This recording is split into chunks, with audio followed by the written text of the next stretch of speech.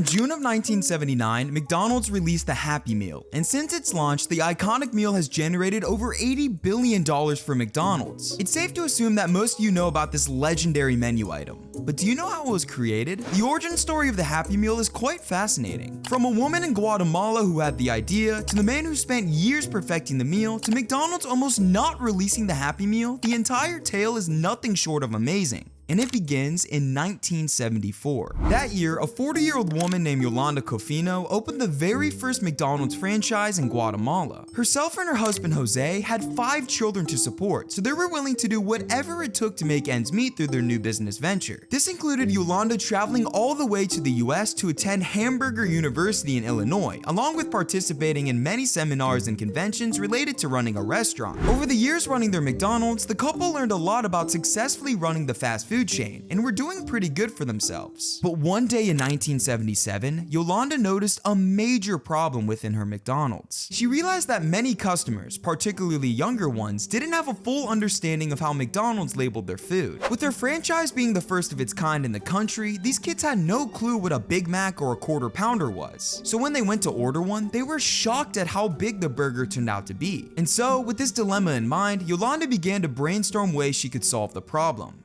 And the solution she eventually created was genius. All by herself, she developed and launched the Ronald's menu, an order that was specifically made for kids that consisted of a small burger, fries, soda, and sundae. And to make the Ronald's menu even more kid-friendly, she would go out and buy toys from her local market and include one with every order. Her new creation ended up being a smashing success within her community. The kids loved the manageable portions of the meal and the toy that came with it, while the mothers also loved it as it was easier than ever to order for their kids. The continued success of the Ronald's menu over that year made Yolanda realize that she truly created something special. So special that she felt an incredible urge to share her idea with other McDonald's franchisees. And thankfully, she got the perfect opportunity to do so. McDonald's was hosting a marketing conference in Chicago the same year she created her kids meal. This was Yolanda's best chance at spreading her idea, and so she booked a flight and traveled over 1,800 miles to the Windy City to present her idea. And her doing so couldn't have come at a better time. That's because a man in attendance of her presentation named Bob Bernstein was actively looking for an idea to solve a massive issue that was happening at McDonald's. Bob led the marketing agency that was working with McDonald's at the time. And one day, they asked Bob to come up with an idea to bring kids back to McDonald's. See, between the 60s and 70s, McDonald's was rapidly losing their grip on the market for kids and families. Between their restaurant redesigns with brick that didn't appeal to kids, to not having anything kid-friendly on their menu, McDonald's was struggling big time when it came to enticing children to eat at their restaurants. But worst of all, one of their competitors was quickly stealing customers from McDonald's and actively taking over the fast food market as a whole. But it's not who you think it is. It was actually a fast food chain called Burger Chef. It's safe to assume that most of you have no clue what this fast food chain is, but back in the 60s and 70s, Burger Chef was giving McDonald's a serious run for their money. At their peak, Burger Chef had over 1,000 locations and were widely popular among fast food eaters, most notably with kids. That's because they offered a genius promotion called the Fun Meal, a meal that consisted of a burger, fries, and soda that was served in a cardboard box decorated with games, riddles, and comic strips. And along with the fun packaging, the Fun Meal also included a toy or a small vinyl, an added bonus that kids fell in love with. It was Burger Chef's Fun Meal that was winning over McDonald's younger consumers. And as Burger Chef went on to land a huge toy licensing deal with Star Wars, the pressure for McDonald's to fight back was ramped up to the max. And all of that pressure was put on Bob to outdo Burger Chef and win back those kids. So how is he going to do it? Well, with everything he learned from Yolanda in mind, he was more motivated than ever and started brainstorming ideas for weeks. But during those weeks he was brainstorming, he noticed something interesting about his 10-year-old son Steve. Every morning, Steve would pour himself a bowl of Fruit Loops and do nothing else but stare at the box. He would closely observe all 6 sides of it while he finished his breakfast, and the next day, he would do the exact same thing. His ritual continued over and over again. So one day, Bob finally asked him why he did this. Steve responded with a simple answer.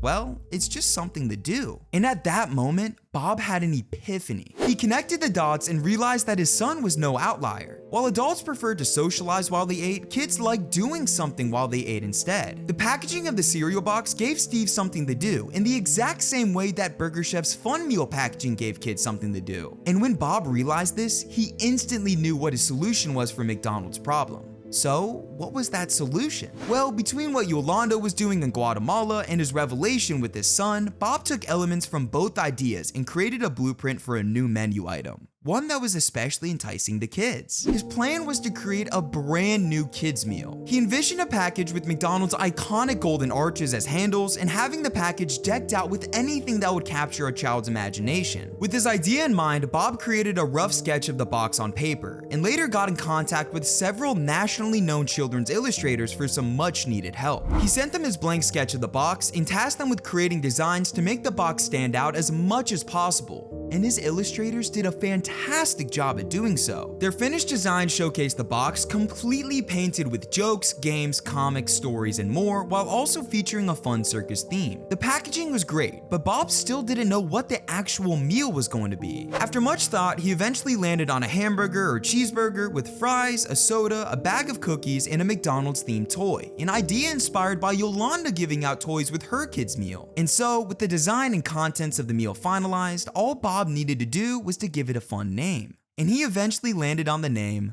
the Happy Meal. Proud as can be, Bob presented the Happy Meal to McDonald's, but to his surprise, they hated his idea. McDonald's was concerned about many things regarding the Happy Meal. First, they thought the design of the box was too complicated for children. They also worried about where they were going to store all the toys in their restaurants. And overall, they thought the Happy Meal was going to interrupt the quick workflow that McDonald's was known for. Hearing this response devastated Bob. But he wasn't going to go down without a fight. He spent weeks trying to sell McDonald's on his Happy Meal idea, and thankfully for him, his efforts paid off. Eventually, McDonald's and Bob agreed on test running the Happy Meal in a few cities as a limited time promotion to see how well it resonated with kids. And so, in 1977, they started selling the $1.10 Happy Meal in Kansas City, Denver, and Phoenix. Bob had to anxiously wait for 2 years while McDonald's collected the sales data from the cities. But as the summer of 1979 rolled around, the wait was over and the verdict was in.